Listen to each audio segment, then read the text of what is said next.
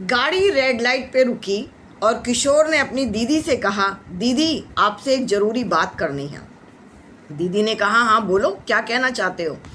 दीदी मुझे आपसे किसी को मिलवाना है।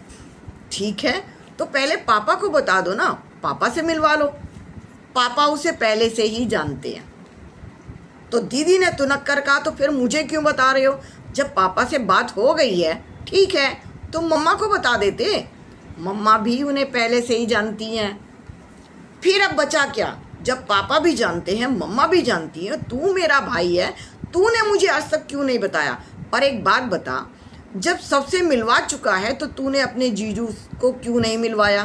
तेरे जीजू मुझे क्या कहते हैं, मेरी ससुराल में कोई कदर नहीं है, तुम्हारे घर में कुछ भी हो जाए मुझे कोई नहीं पूछता, कोई फ़ोन नहीं करता, कोई बुलाता नहीं, कोई कुछ बताता नहीं, तुम्हारे घर में मेरी कोई रिस्पेक्ट होती नहीं। तब किशोर चुप हो गया। किशोर ने कहा, दीदी नाराज़ क्यों होती हो? और कहकर उसने गाड़ी मोड़ ली थी। अरे ये तुम कहाँ लेकर जा रहे हो? कहाँ जा रहे हो तुम, मुझे बताओ तो सही। ये तो मेरी ससुराल का रास्ता है। तुमने कहा था मैं तुम्हें किसी से मिलवाने लेकर जा रहा हूँ, तुमने कहा था कि मुझे किसी से मिलना है। हाँ दीदी, वही तो मैं कहना चाहता हूँ कि मुझे जिससे मिलना है उसका रास्ता इधर से ही जाता है। थोड़ा सा परेशान हो गई थी दीदी और फिर पूछा, तो वो लड़की करती क्या है? कुछ नहीं दीदी, वो जॉब करती है। अच्छा, हमारे घर में जॉब की परमिशन मिल गई उसके? हाँ दीदी, मम्मा पापा ने कह दिया कि जो उसे करना है वो कर सकती है। लेकिन मम्मा पापा ने मेरे टाइम में तो कभी नहीं कहा था कि तुम भी जॉब कर लेना। लेकिन उसके लिए कह दिया दीदी कि वो जॉब कर सकती है। तो फिर और क्या चाहिए तुम्हें? तुम मुझे क्यों लेकर जा रहे हो? जब सबके साथ सब कुछ बातचीत हो चुकी है तो तुम मुझे क्यों लेकर जा रहे हो? दीदी दरअसल बात यह है कि आपको जीजू को मनाना है। अरे मैं भी तो वही कह रही हूँ कि जीजू को तुम मानते ही नहीं हो, तो जीजू को क्या मनाना है इसमें? दीदी मैं ये कहना चाहता हूँ कि हाँ तुम्हें जीजू से करवानी है। हाँ करवानी है, तो मुझे क्यों लेकर जा रहे हो? क्यों कन्फ्यूज़न में डाल रहे हो मुझे कि जीजू को मनाना है, आपको कहना है? कौन है वो लड़की? अरे ये तो मेरा घर आ गया, सामने मेरा घर दिख रहा है, तुम मुझे कहाँ लेकर जा रहे हो? किससे मिलवाना है और जीजू को क्या कहना है? समझ नहीं आया।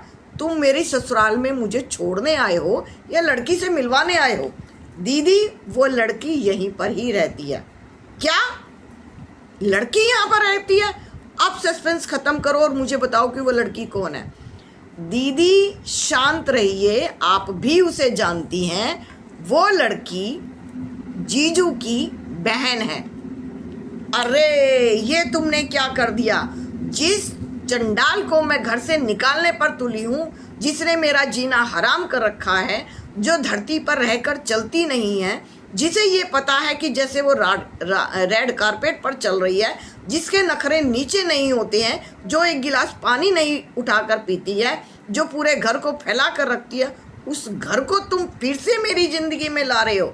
मुझे लगा था वो शादी करके अब चली जाएगी, पर तुम तो उसे मेरी ज़िंदगी में लाकर छोड़ रहे हो। वो मेरी भाभी बनेगी, तुमने मुझे पहले क्यों नहीं बताया?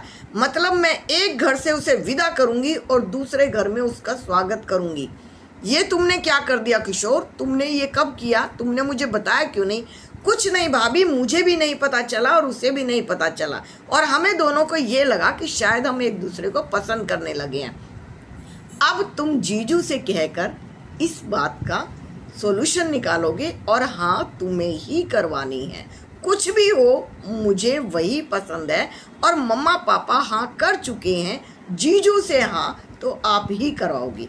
अब दीदी करती या ना करती समझ नहीं आ रहा था और घर आ चुका था। घर पहुंची, जीजू से बात की, अलग कमरे में लेकर गई, समझाया, क्योंकि उसका भाई एक गवर्नमेंट जॉब पर खड़ा था।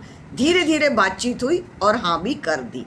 दोनों की शादी पक्की कर दी थी, ना चाहते हुए भी दीदी ने। दीदी को पता था कि ये शादी तो होकर ही रहेगी, और दोनों की शादी हो भी गई, दोनों की शादी करवाई गई।